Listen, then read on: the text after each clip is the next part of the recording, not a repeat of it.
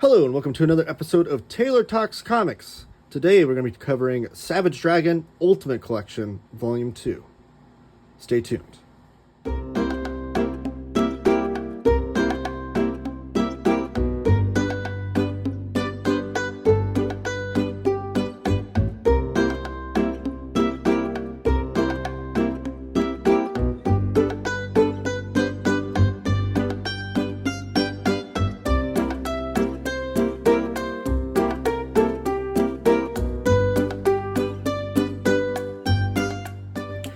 All right, thank you so much for joining me, whether you're joining me on the Organic Price Books YouTube channel or the Taylor Talks Comics YouTube channel. Either way, give the video a thumbs up and subscribe if you haven't already. And real quickly, I do have a OPB promo code. So if you shop at Organic Price Books and you buy 1, 2, or 3 books, you can use my promo code Taylor Talks Comics at checkout and you'll save $2 off your order. But if you order 4 or more books, you can use my code TTC Ship It Together, and I'll save you 5% off of that big order of books you're making. So either of those promo codes, make sure you use those. Those are also in the description down below if you forget what they are. All right, so today, this is coming courtesy of Organic Price Books. They sent me out a reader's copy of Savage Dragon. Kind of serendipitous because one of my first OPB videos I did last year was the Savage Dragon Ultimate Collection Volume 1. So this is what they both look like, Volume 1 and Volume 2. This is the new one that just came out, though, and what the video will be about. But first, I do want to show off the spines and how they'll look on the shelf together. They both look very cohesive, nice and orderly. It's going to look nice on the shelf. And then here's what the backs look like here.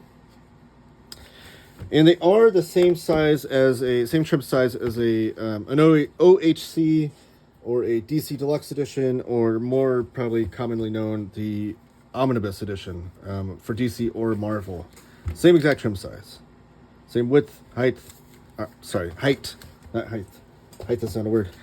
All right, so before we dive into what the story's about and what this volume covers, I'm going to show off the book itself a little bit. It does have a dust jacket, and just like Volume 1, you got some flaps there, a little bio of Erik Larsen. But just like Volume 1, underneath the dust jacket is the exact same thing that you see on the dust jacket. On the spine, on the front, and on the back. So no difference there. I will also note that it does have a flat spine. I know that's important for some people. Then you get these beautiful end papers. And also like Volume 1, the end papers on the front and the back are different. So I love that. And they're blown up images. I always think that's a great use of showing off some cool artwork. Blowing up images like that. Then we got the front here. Then we have the credits page. Erik Larsen, he is getting closer and closer to issue number 300 of Savage Dragon. And it is the longest running full color comic that is written and drawn by the same person. I think it's the record that he holds. Because Spawn eclipsed 300, but Todd McFarlane's not always written or drawn it. And Cerebus stopped at 300, but wasn't full color. I guess that's the difference there. The only difference, or the only credits here, we have Chris Eliopoulos is on the lettering, and Ruben Rude is on the colorist. And you'll have some other names here for people that did color separations, or I think that's it, yeah. Then we have an introduction by Erik Larsen. I believe Robert Kirkman did the introduction for Volume 1. So this one is by Erik Larsen. And you get a little synopsis here. What is on this book? You get a little synopsis here about what was going on in Savage Dragon in the career of Erik Larsen at the time, which the biggest thing was while he was working on this concurrently, he was also ramping up to launch the Savage Dragon animated series. And you'll get a little bit of back matter on that after this. And this collection, though, collects issues 13 through 21, I believe. It says back here. Yeah, oh, sorry. Issues 9 through 21. And then Wildcats number 14. The important note there is that issue number 13 of Savage Dragon. So when the actual issue 13 came out, it was during what they called Image X month. And I'm just going to flip through here while I'm talking about this. In Image X month was where each of the image creators switched books. So they were doing the artwork and sometimes the writing on a different book. So in that case, Erik Larsen did Wildcats number 14, and that's what is included in here because he interspersed that issue into what was going on with Savage Dragon. Because back then, the Image Founding Fathers were kind of doing a little bit of a shared universe. Like, you'll see an appearance by Spawn in here, a very small cameo appearance, but an appearance nonetheless. And you'll see different characters mention Spawn or Youngblood and that kind of thing. So Erik Larsen very much in his Wildcats 14, he made it almost a Savage Dragon story. So that's included in here. However, Savage Dragon number 13, Jim Lee did that issue, and that issue is not included in here. However, you're not missing an issue because Erik Larsen went back and did his own Savage Dragon number 13. So if you're ever looking for single issues, there's actually 2 Savage Dragon number 13s.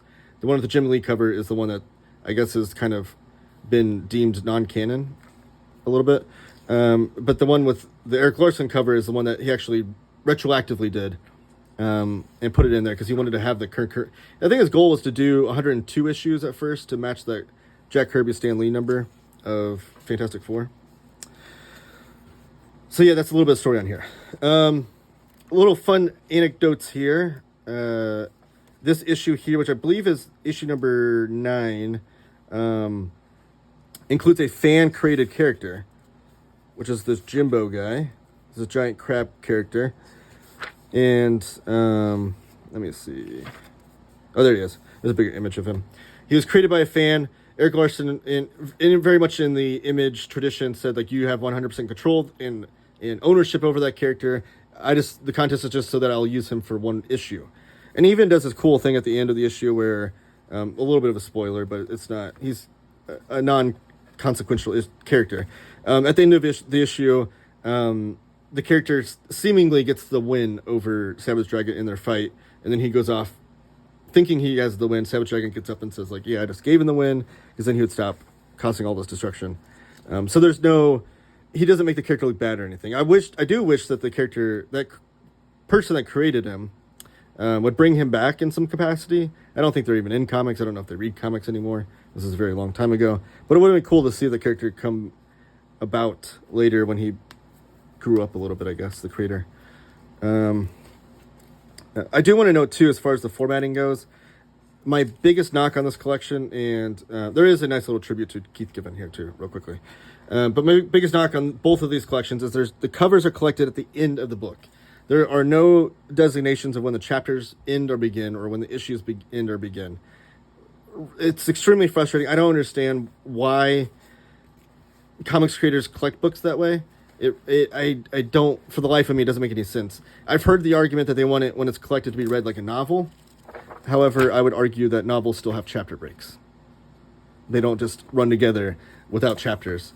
And also, my counter argument to that is that these were all written as monthly issues and paced that way.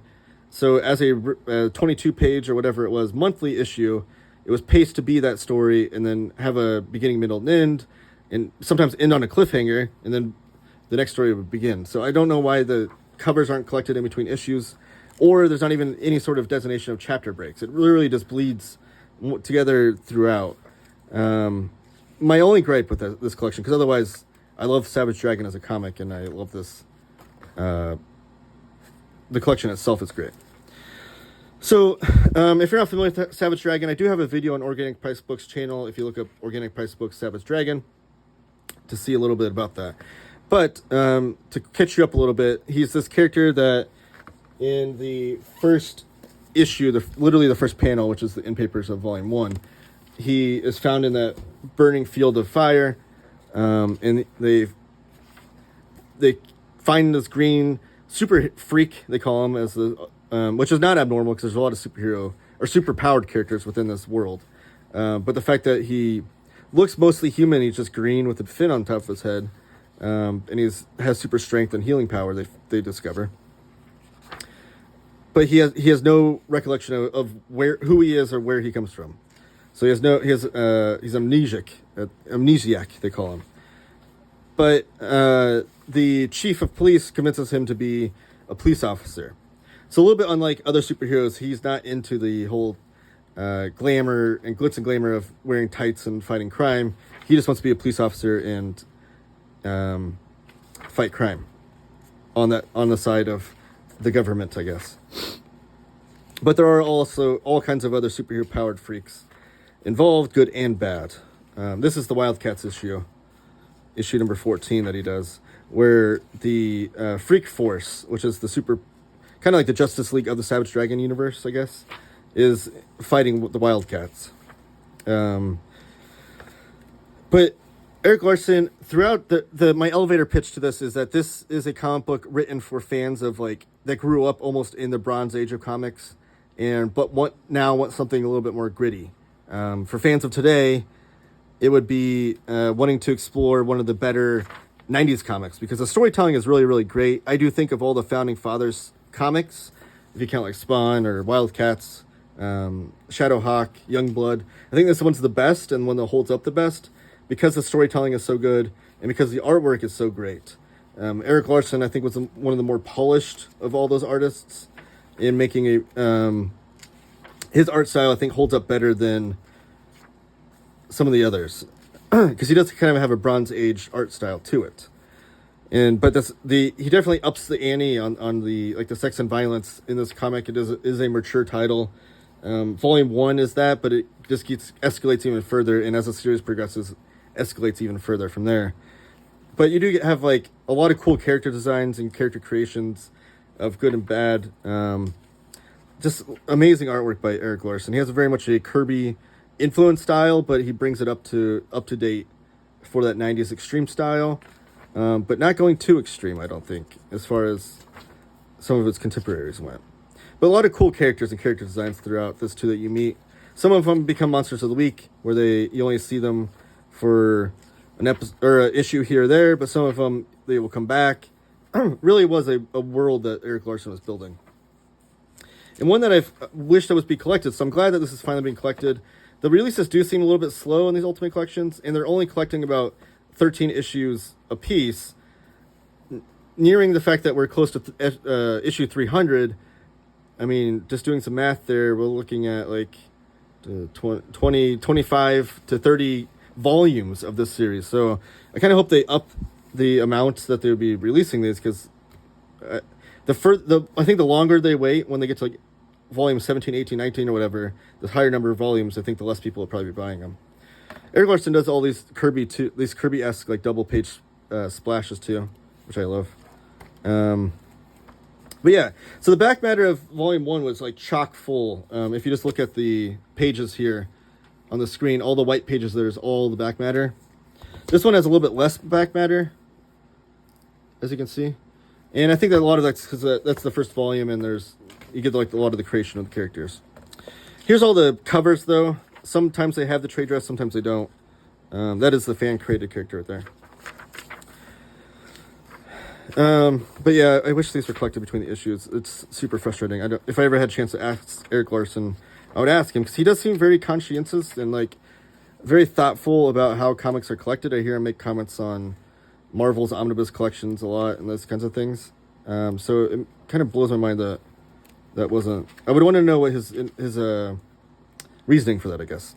And then here's the Erik Larsen sketchbook. Now this is really cool because it's not just your typical sketchbook where they just throw in a bunch of drawings in. He actually throws in a lot of anecdotes about what you're looking at and when it was drawn and if it was ever used. Here's some sketches about the animated series, which is cool because if you ever seen like a comic book adapted to animated series, you know that the line is a little bit more sparse of the characters. You don't have as much details and definitions on muscles and whatnot because it becomes harder to animate that way. So you see him kind of working out a less detailed art style for some of these characters. Then you get some layouts and cover layouts and more cool stuff. So yeah, that is the Savage Dragon Ultimate Collection Volume 2. Let me know in the comments if you plan on picking this up, what your thoughts are on Savage Dragon. Give the video a thumbs up, subscribe if you haven't already, and don't forget, I do have that OPB promo code. Taylor Talks Comics will save you $2 off of any order. And if you're ordering 4 or more books, you can use TTC, ship it together, and save 5% off of that big order. So this is Savage Dragon Ultimate Collection Volume 2. This has been Taylor Talks Comics. Have a great day.